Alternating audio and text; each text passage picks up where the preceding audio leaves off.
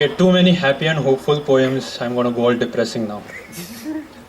Okay, this poem is called Purgatory. Purgator.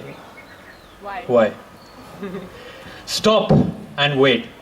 That's what the red dot says. Or the red dots behind the vehicles, lined ahead to stop you. And your vehicle passes it on. You're suddenly aware of your own insignificance, stopped by a red dot. Stopped to think about where you're headed, to choose the right path, to decide the lie you'll have to tell when you reach home.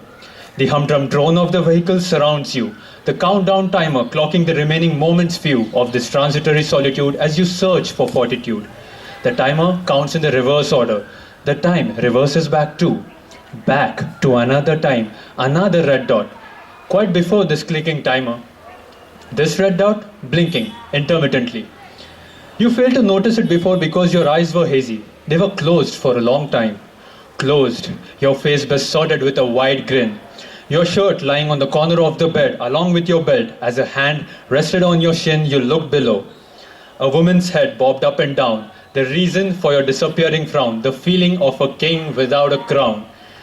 And as you lean over to the window to grab your wallet to sheath your sword before the attack, the red dot winks back. The haze has lifted, the tide has shifted. Your heart starts racing as your sword loses its strength. You are suddenly aware of your own vulnerability. You realize that the single red dot is actually a billion eyes piercing and perceiving you, making you a liability.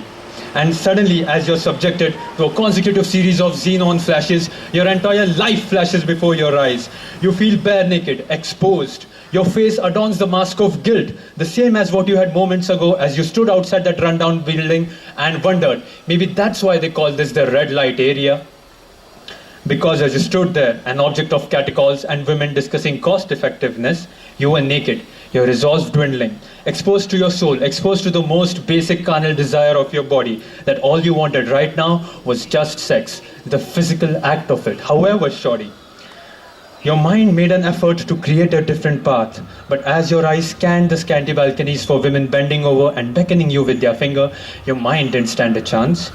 But that blinking red dot gave you a fleeting glance of yourself within the society, knowing that your despicable act was now a digital equivalent in the memoristic of a camera, free to be perceived and judged.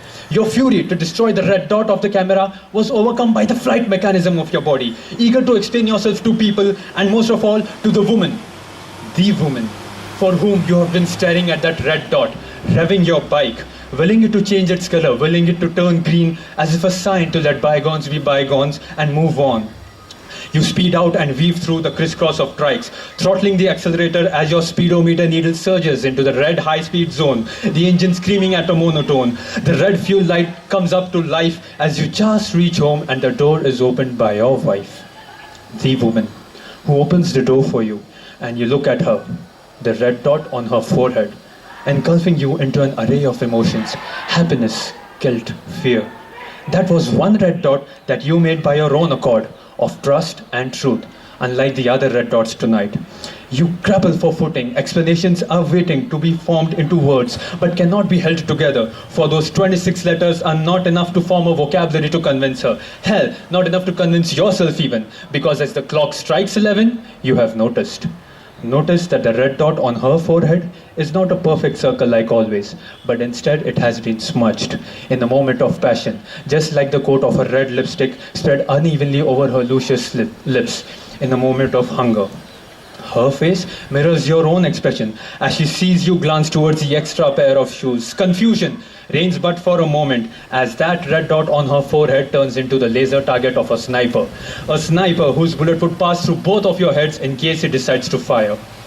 Stuck in this conquest of desire, a situation so dire that you both are on common ground for the first time, which you ought to admire, but alas, that ground is alight with fire, no escape, teary eyes glinting with sheen, and try and stare as hard as possible at the red dot on her forehead, it does not turn green. Thank you.